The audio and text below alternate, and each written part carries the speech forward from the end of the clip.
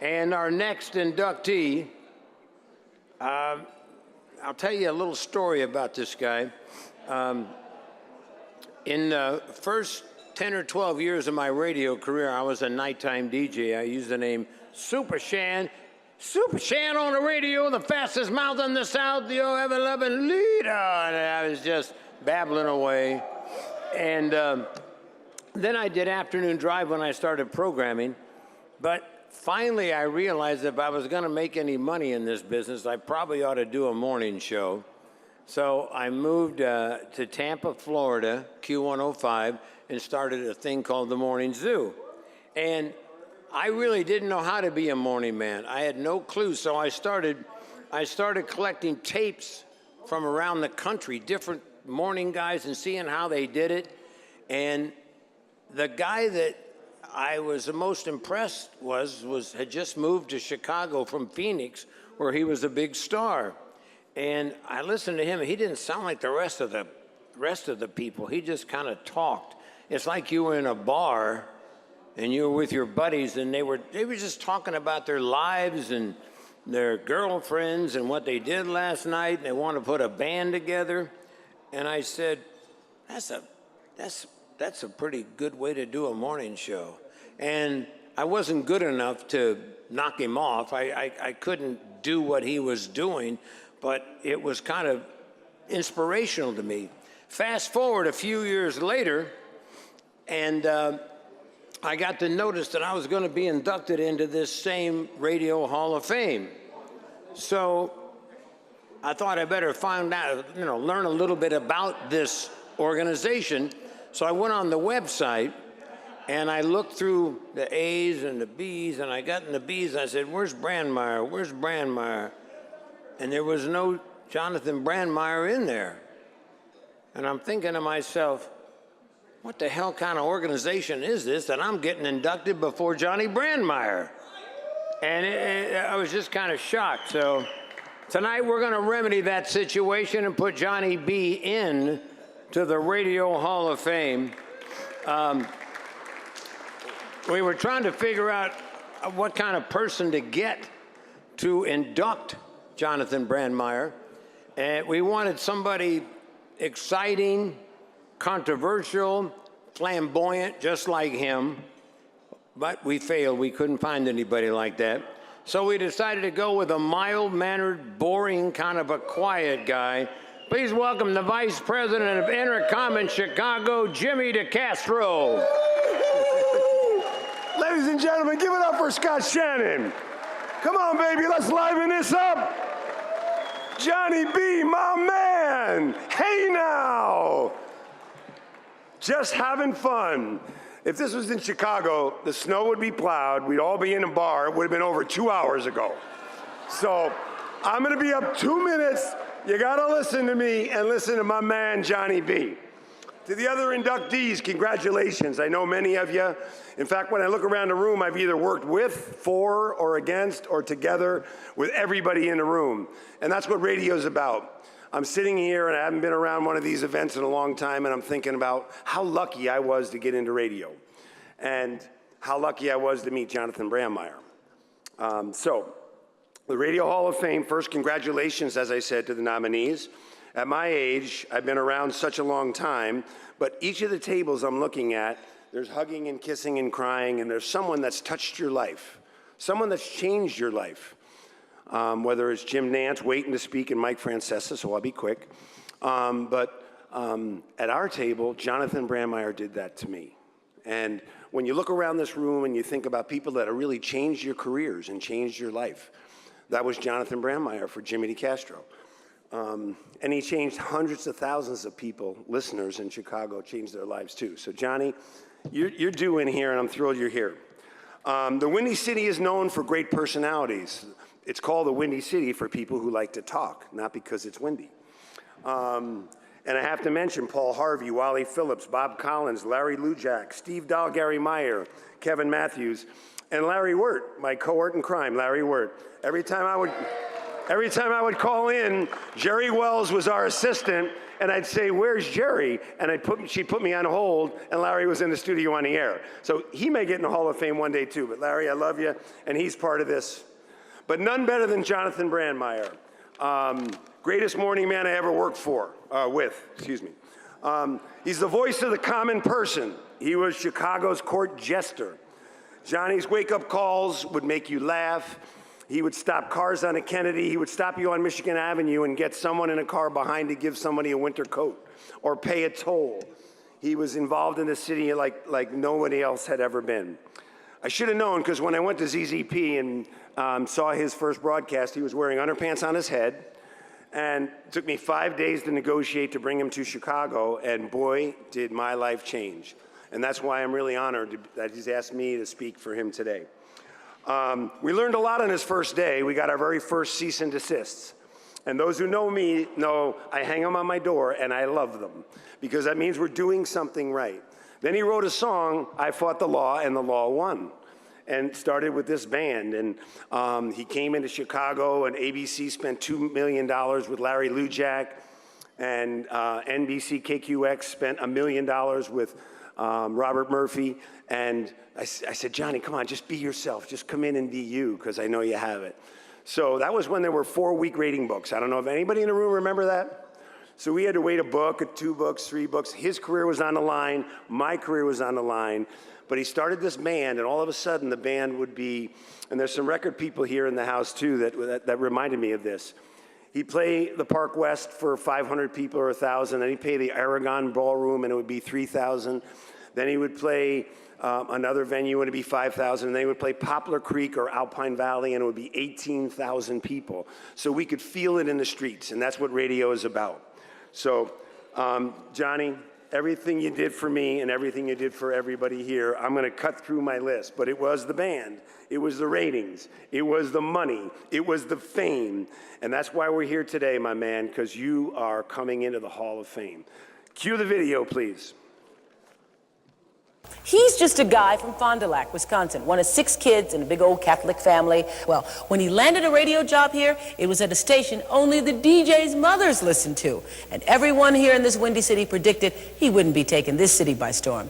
Like a kid on the loose with a none-too-bright babysitter. He's my favorite little nutty buddy. So popular, he even made it to my show. Johnny, really, I got a show. Just let me ask one question. Here's the deal, all right? I've come all the way here. I hate to interrupt this show. I don't know what it is, but I've come all the way here to try to get Oprah to be on my show on NBC. Wait a minute, Johnny. No. Johnny. Because he's unpredictable. Jonathon Brandmeier was bouncing down the streets of New York City, and he was barely covered. Brandmeier was wearing Chicago Bears undershorts, nothing else. So they paid me lots of money and they threw me out the door, but I got to do a movie with Mary Tyler Moore. Was it fun for you to do this? It was great fun. I got to work with a young man who comes from beginnings similar to yours. He is a disc jockey in Chicago and apparently the king of Chicago. The king of Chicago. Never acted before and is fabulous in this movie. Anyway, everyone knows about what I do. Yeah. Everyone knows that. Everyone knows that I work a lot, but they don't know the other side of John Brandmeier.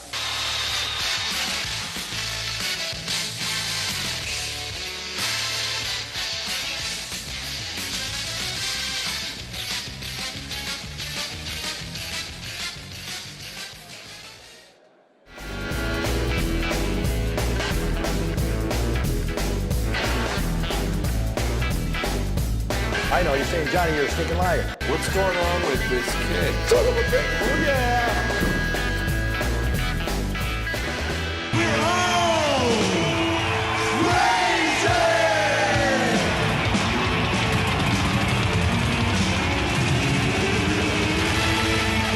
Thank you for letting me be myself again. Thanks a lot, Brandmeier. So I'm supposed to read this card that it's my privilege, but what I want to show you is the ad we put in there. 2 words, 2 grateful guys, Larry and Jimmy. Yeah, baby, Johnny B, you're in the Hall of Fame.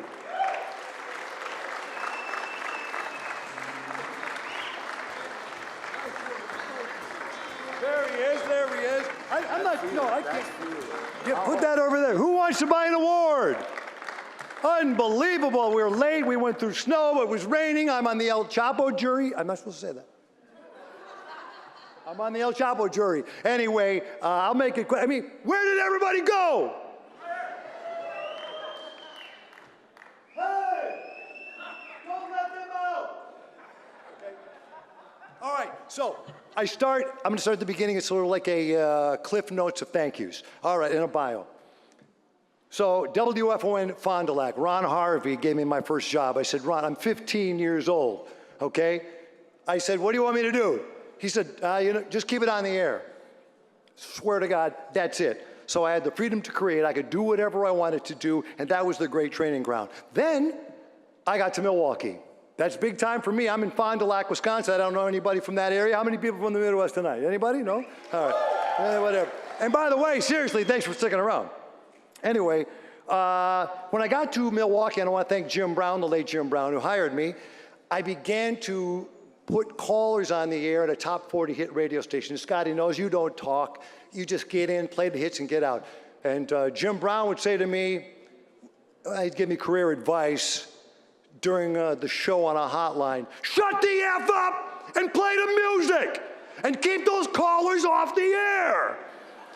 Now you gotta understand, if you know anything about me, curiosity always drives me. And I'm talking to these people on the request line, and every call sounds like, if I think back on it now, sounds like they're calling from the Avery family in Making a Murderer.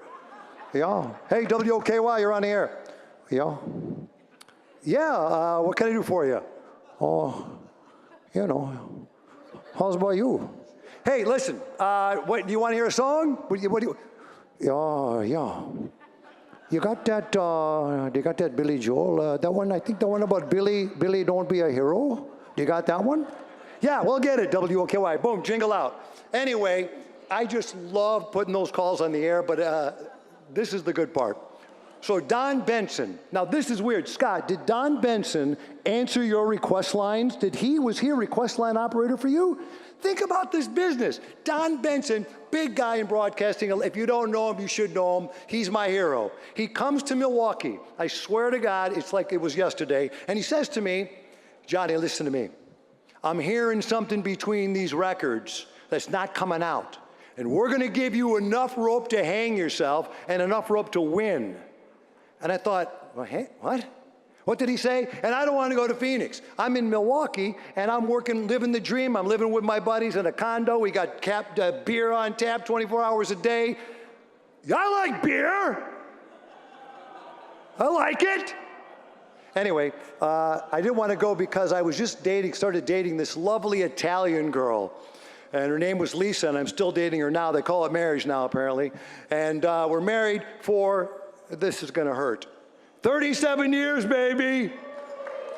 37. And the beauty of this, my beautiful wife, I swear to God. Oh, by the way, like Lisa likes to say, though, we've been married 37 years, but it's like 37 minutes underwater. 37 minutes underwater. That's what she said. But she said, tonight we're coming over here. I know your stories, right? 2 hours in the car. We're in there. We're just jacked up. We got out. Okay, we're sitting there. The rain is pouring down. We swear to God, we left the hotel 2.5 hours in the car. We're 6 blocks from this venue, okay? She says, let's just make a run for it. She's in heels. She's got the open thing going. And we said, let's do it. Soaking wet. That is a queen. That's my queen. That's a queen. Now, so remember, with all of that going on, I did not want to go to Phoenix. I wanted to go to Chicago. I'm living in Milwaukee. Here's Chicago. But then, thanks to Jeff Rowe, right there, Fred Jacobs, I told you I'd get Jeff Rowe back in this. This guy's everywhere with that camera. So Jeff Rowe comes to me and says, you got to take the job. You have to go to Phoenix. So I go. I thank the great GM, Bill Phelan. He helped me, supported me, paid me. I was making $2.75 an hour, swear to God, at Walkie. $2.75, fight for 15. I was just fighting for 15 minutes. I didn't care about the money. Now, Jimmy DeCastro. So Jimmy DeCastro comes to Phoenix to get me. Jimmy DeCastro is a great leader, and I think that is something that you really got to think about in this business, because I could be the most talented dude on the planet, but if you don't have someone backing you, it's over. It's over. They just leave you out to dry. Hey, I got an idea. Let's do this. Yeah, great idea, John. Have a good day. Not Jimmy. Jimmy led by example. nothing was too crazy because he was in on it with them. He was in on it with all of us. And so I cannot thank him enough. He underplayed this for sticking with me when the ratings sucked. They sucked. They hired a consultant. I'll tell you this one. They hired a consultant. Consultants they're fantastic, some of them. This guy, I swear to God, they come in, they're going to try to fix me to see what's going on. They take me downstairs to a restaurant. One guy. And he's sitting down and he's kind of really nervous about it. He goes, so anyway, Johnny B, let me show you something. And he takes a salt shaker. This is, I swear to God, takes a salt shaker, he pours it on the table. This is the loop. And he's squirting that salt all around the table. I'm thinking, this poor busboy, what? And then he goes, see this pepper? This is you. And he pours the pepper in the salt, and then he goes like this. We got to get you to blend in. You got to blend in. And I thought, okay. I go to Jimmy's office, swear to God, I go to Jimmy's office, I said, so he goes, how'd the meeting go? And I go, I don't know, I'm supposed to be pepper, or there's a salt thing involved. And he went, yeah, great, just keep doing what you're doing, and get out of my office. That's it. Now Larry Wirt comes in. Jimmy passes the baton on to Larry Wirt, and Larry Wirt is more involved than we are. He's on the air more than I was. Larry Wirt, to prove it, and this is the greatest honor you can get in this business, he has his name tattooed on Danny Bonaducci's ass. Once again, don't ask me why, that's a fact. I got a killer staff. Once again, I got to tell you, the listeners to me, I would put them in the Hall of Fame because to me, going to work and listening to these people talk and contribute and be funny, I just loved every bit of it. Live radio, man, that's where it's at. When it's live and you're on your seat and you can turn on a dime and you can go like this and you can go like that. This delayed stuff and it's craziness. Do it live. Newsman, bluesman, Buzz Killman. I'm getting jacked up because we've been waiting too. Newsman, bluesman, Buzz Killman, most unique dude I ever knew. She keeps giving me the peace sign. Peace to you too, baby. Love you. You surround yourself with like-minded people. You do surround yourself with people that get what you're doing, and then you go for it. And without people like that, I wouldn't be standing here. There's no way. There's just no way. Now, I definitely wouldn't be standing here without Frances Hankey Brandmeier, my mother.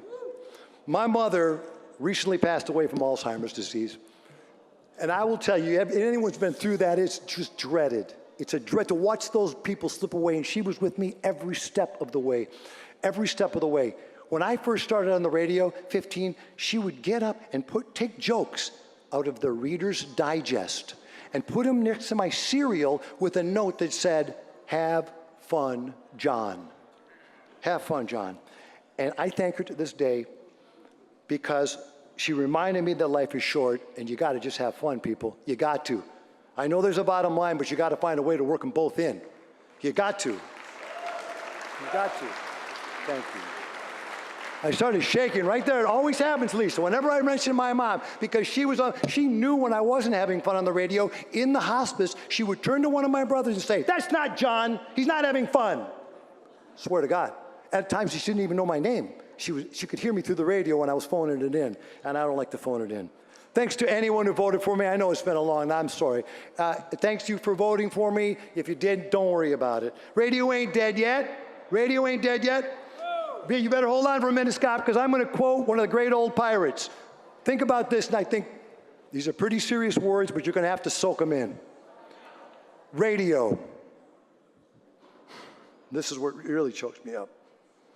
If you ain't cranking it, you must be yanking it. Pirate radio, baby. Scott Shannon said that one. Scott Shannon. Thank you very, very much. Thank you.